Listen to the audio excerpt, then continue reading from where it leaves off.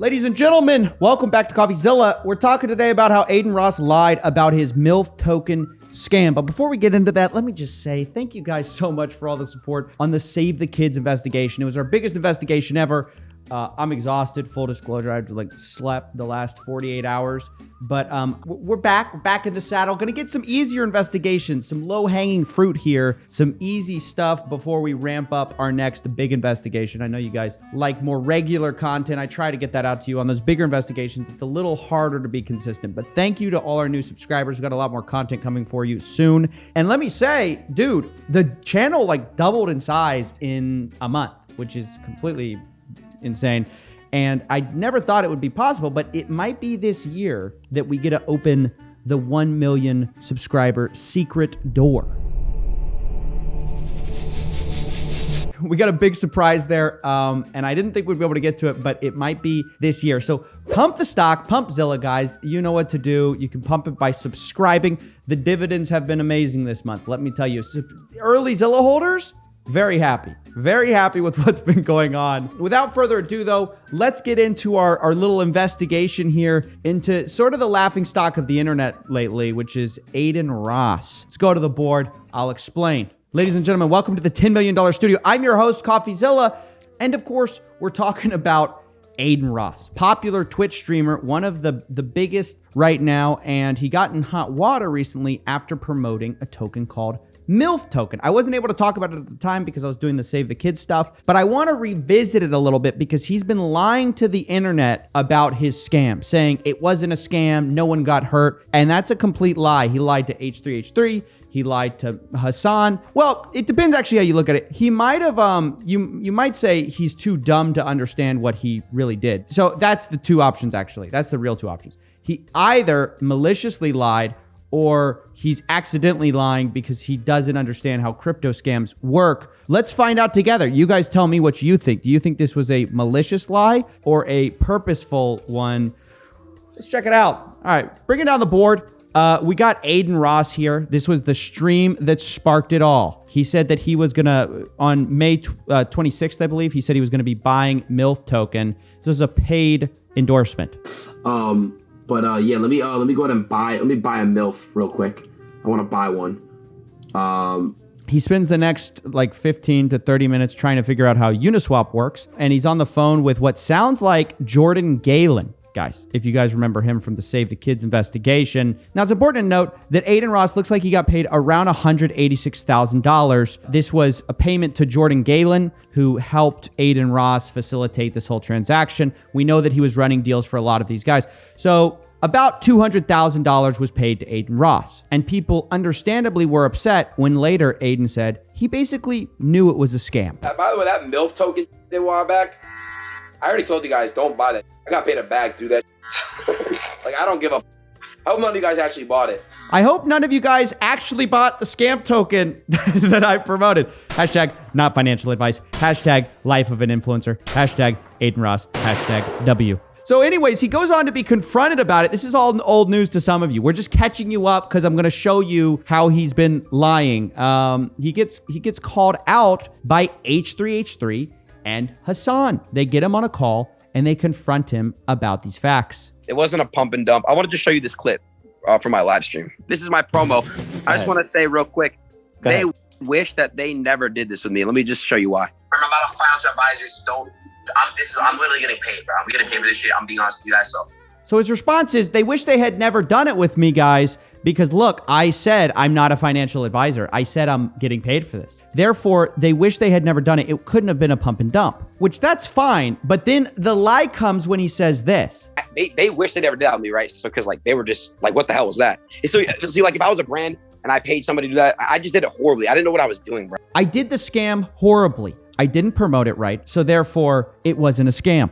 And this is the whole framing he sets up, dude. It was a bad promo. They wish they had never done it with me. It couldn't have been a scam because of that. And he harps on this over and over and over for why he's innocent. You know, I just want people to understand, it was a really, really bad promo.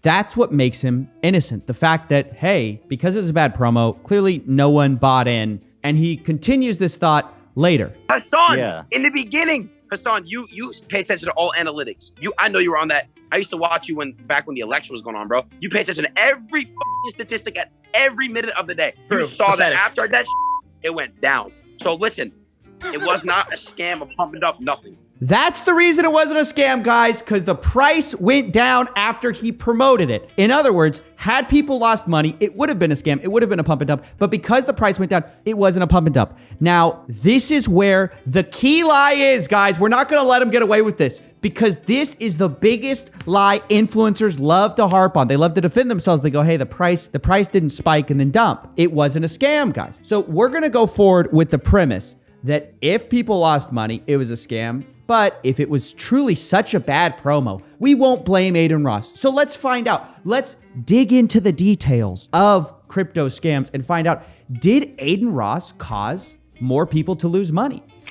All right, guys. So here I've prepared a little presentation for you guys on how crypto scams work because we have to understand some things before we evaluate how well or bad Adin Ross's promotion was. Because people don't understand how crypto scams work. People think price is everything. But the problem is it's not. See, if you looked at the MILF-Token market cap, you would see this. Here's where Adin Ross promoted around May 27th right here. And the price actually really fell. So if you thought price was everything, then Adin Ross's point makes sense. Price was high earlier, and then Adin Ross promotes, and the price, nothing really happens. But the truth is, that's not what makes a crypto a scam. Actually, it almost has nothing to do with it. It's nice to have a high price, but the real problem with scam coins is finding a buyer, okay? Here's an example. We have a sample problem in front of us. Let's say you have 10 million scam Ross tokens, okay? Hypothetical token I just made up. Let's say each are priced at $1. I own 10 million of them. Does that mean I have $10 million?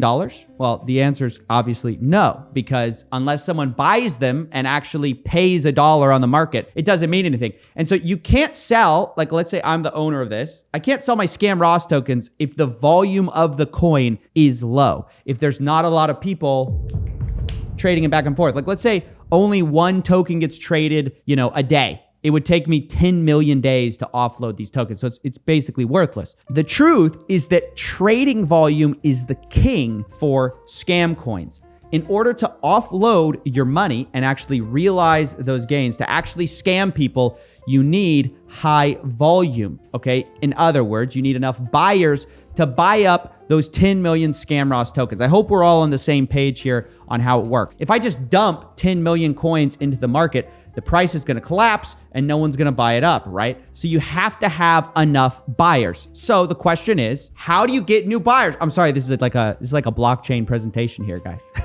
I said I'd be doing easier investigations. I don't know why I'm doing a thing. But yeah, the question, how do we get new buyers? And the answer is this guy, AKA just influencers. You buy influencers, guys. Buying influencers means more volume. More volume means that the people who hold the tokens, the scammers, okay, the people who invented these tokens yesterday can then sell it off today, right? This is how these things work. And to be clear, MILF-Token's like a dead coin. It's dead. All of Adin's viewers who bought it, they have it's worth nothing now. So let's check the truth, because now that we know price doesn't really matter, now we can check if the promotion actually worked. So let's take a look at the volume data. I've put it here. This is from the blockchain. Blockchain doesn't lie, people. We all know this. So on May 22nd, May 23rd, this is all leading up to the promotion.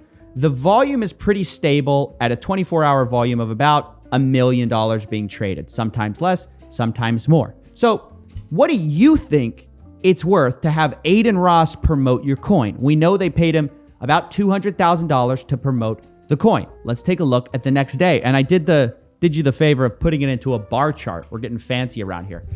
Yeah, turns out it was pretty good, guys. The day of Adin Ross's promo, the bad promo, bro. Hey, it was a bad promo. They got $19 million in 24-hour volume. $19 million. Probably half of that's buy, half of that's sell roughly, since the price stayed roughly the same.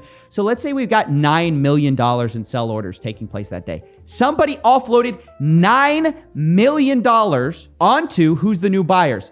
Adin Ross's fans. Now, Adin Ross says that everything's fine because, how could it be a scam if he got paid in US dollars, right? Well, let's take a look at at the efficiency of that spending for the MILF token, right? How efficient is it to buy stupid influencers and greedy influencers for your coin? Well, let's take a look. I put Adin Ross's cost to promote against the volume. So you got this much volume, $19 million, in exchange for $200,000.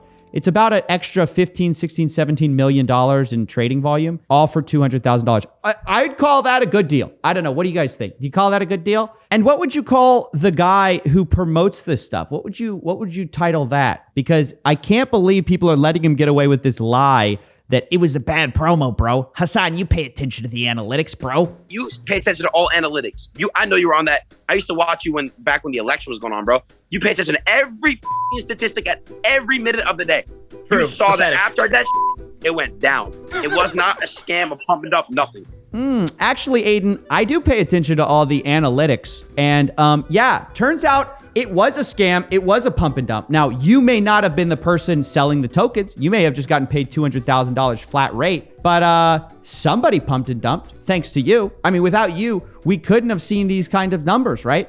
So your fans got scammed because you're a scumbag influencer who sells out your fans for $200,000 in exchange for $15 million, roughly, in extra volume. And so that is a scam, period. It is a pump and dump. You may try to hide behind the fact you only got paid $200,000 flat rate, but try telling that to your fans who lost money. I'm really so sick of these people trying to get away with this stuff, saying, I did a bad promotion, bro. It's a pretty good promotion if you ask me. It's high ROI here. So conclusion, well, Adin Ross did scam his fans. He ran a pump and dump that other people benefited from while he made a flat $200,000, and he potentially made MILF scammers millions. And I gotta say, as a disclaimer though, Adin Ross, to be clear, wasn't the only one who made money that day, right? Some other familiar faces made money off the MILF promotions too.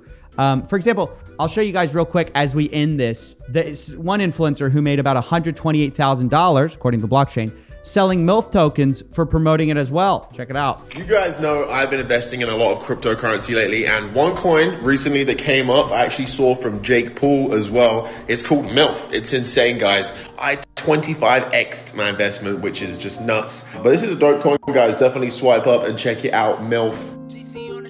All the promises you made, all the kids you said you'd save, but what a shame, you're a fraud.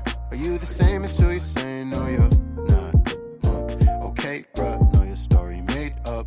Apologize, but really somehow you ain't say much. What a waster, someone with their fame up. You took from everyone, including all your day ones. I can't believe it still. The truth you need to spill. You prove the greed is real. You can't delete it, chill. From the start, it was doomed to fail. I heard you can't go to the moon from jail.